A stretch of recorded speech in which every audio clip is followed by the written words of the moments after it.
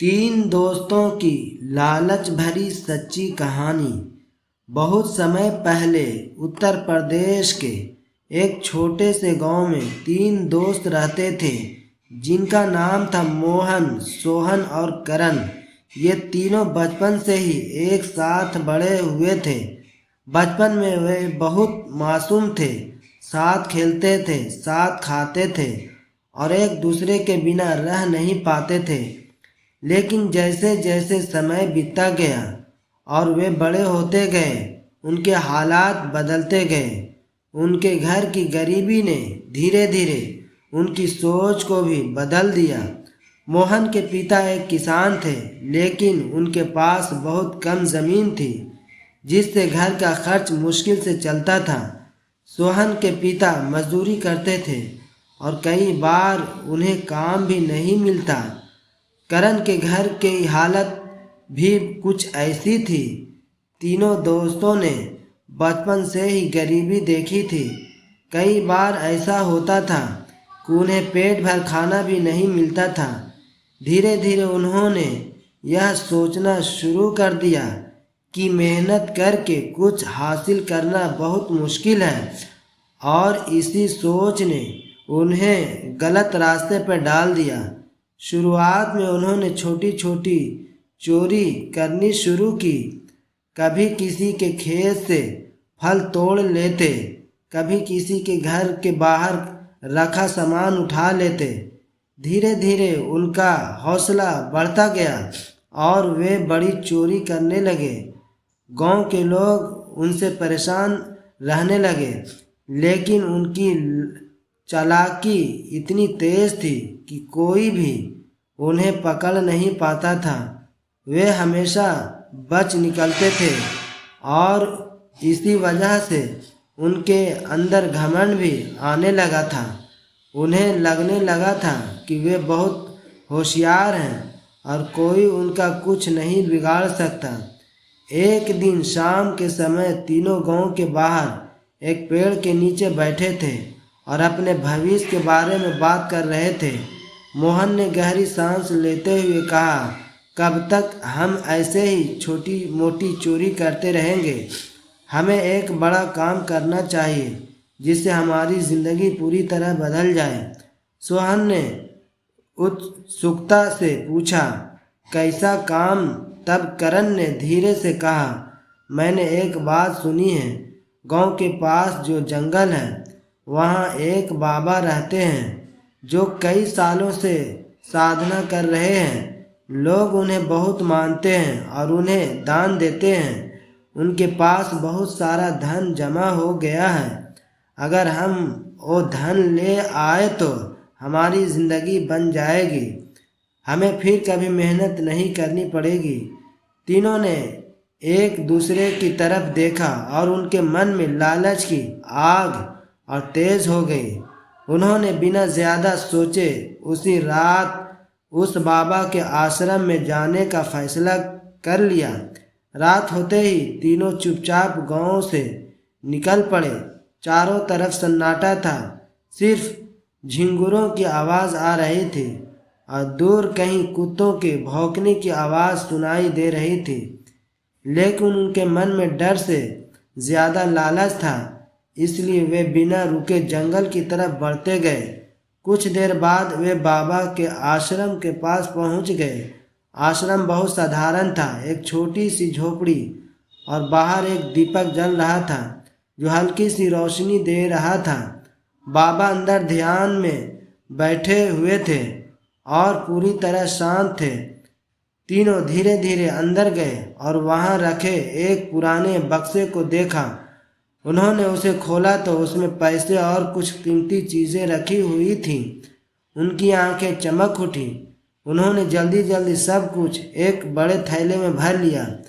जब वे वापस जाने के लिए मुड़े तभी अचानक बाबा ने अपनी आंखें खोल दी और मुस्कुराकर बोले, बेटा, अगर तुम्हें यह सब चाहिए तो ले जाओ।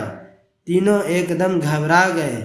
उन्हें लगा अब वे पकड़े जाएंगे, लेकिन बाबा के चेहरे पर गुस्सा नहीं बल्कि मुस्कान थी। मोहन ने डरते हुए पूछा, आपको डर नहीं लग रहा है कि हम आपका सारा धन ले जा रहे हैं? बाबा ने मुस्कुराते हुए कहा, बेटा, यह असली धन नहीं है।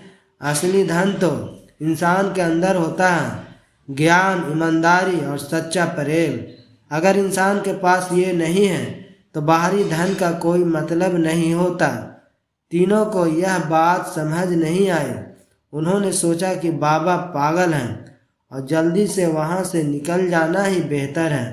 वे थैला उठाकर तेजी से जंगल से बाहर निकल गए, लेकिन अब उनके अंदर लालच और बढ़ चुका था। वे सोचने लगे कि इतना सारा धन है, इसे कैसे बांटा जाए। मोहन ने कहा, हम इसे 3 बराबर हिस्सों में बांट लेते हैं। लेकिन सोहन और करण के मन में कुछ और ही चल रहा था।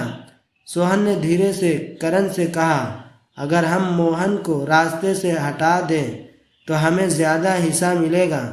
करण पहले थोड़ा हिचकिचाया, लेकिन लालच के आगे वह भी मान गया। उधर मोहन भी अपने मन में यही सोच रहा था कि अगर वह दोनों को ख़त्म कर दे तो सारा धन उसका हो जाएगा। तीनों दोस्त अब दोस्त नहीं रहे थे, वे एक दूसरे के दुश्मन बन चुके थे। लेकिन किसी को यह बात खुलकर पता नहीं थी कि जब वे गांव के पास पहुंचे तो मोहन ने कहा, मैं कुछ खाने का सामान लेकर आता हूं, तुम दोनों यहीं रुको। दरअसल उसके मन में योजना बन चुकी थी कि वह खाने में जहर मिलाकर दोनों को ख़त्म कर देगा। वह बाजार गया, खाना खरीदा और उसमें जहर मिला दिया और मन ही मन खुश होने लगा कि अब सारा धन उसका हो जाएगा।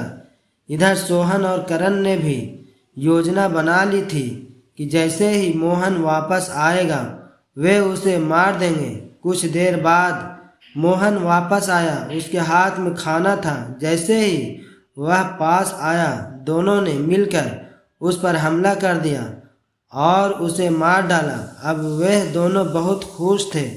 उन्होंने सोचा, अब सारा धन हमारा है, अब हमें कोई नहीं रोक सकता।